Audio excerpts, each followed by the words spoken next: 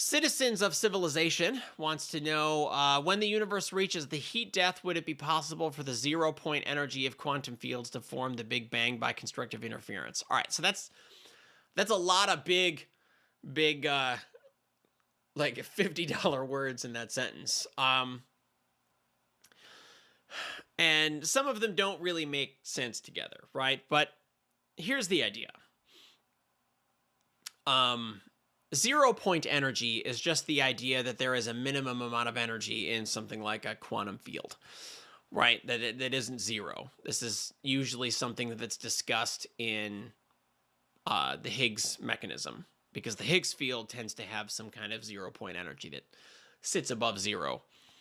And so the question is, could another Big Bang form in the heat death by constructive interference? Now, I don't know about constructive interference specifically.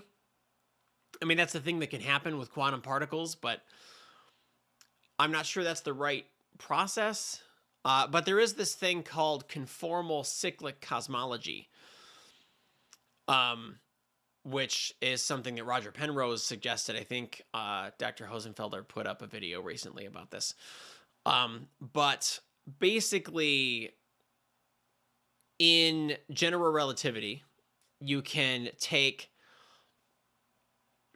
something like a heat death, and you can geometrically map it to something like a Big Bang. And this is something I want to actually do a video with. I just have to figure out how to do the graphics. Might have to hire an animator for this one, but or someone who can do simulations. But basically, you can map those together. Now, the problem with that, I mean, the benefit of that is that you end up with a cyclic universe in a universe that continuously expands, which is very important for the situation, because as far as we can tell, it's going to continuously expand.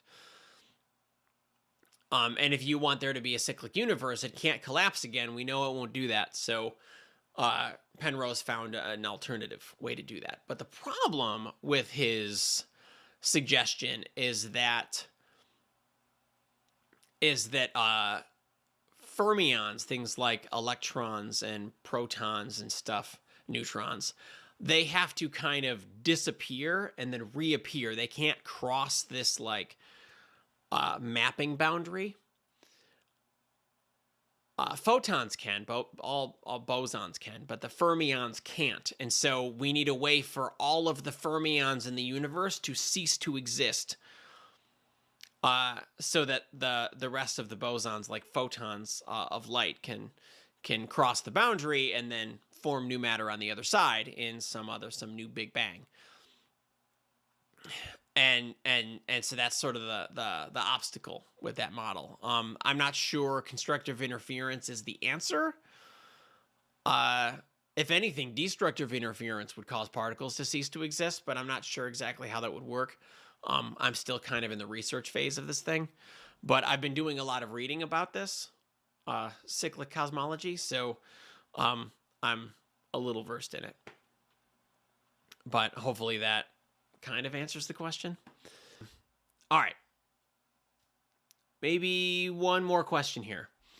If the energy required to stop 0 point energy would need the sine wave to be infinitely wide. Yeah, so like that's the problem that goes to the constructive interference and destructive interference thing. The problem with when you first learn about constructive and destructive interference, you get the impression that like everything cancels everywhere, which is not how it works, right? You're always given this like one-dimensional example, and these waves are three-dimensional. They go out in all directions, and so I get a question I get a lot is, when two light waves destructively interfere, where does the energy go? Well, it doesn't destructively interfere everywhere, only some places. And so the energy just goes to the places that are not destructively interfering. And so in order for the whole cyclic cosmology thing to happen, in order to cancel out all the fermions everywhere, With interference, you'd have to make sure that they destructively interfere everywhere in the infinite universe, which probably not going to happen that way. There must be some other mechanism if that's the case.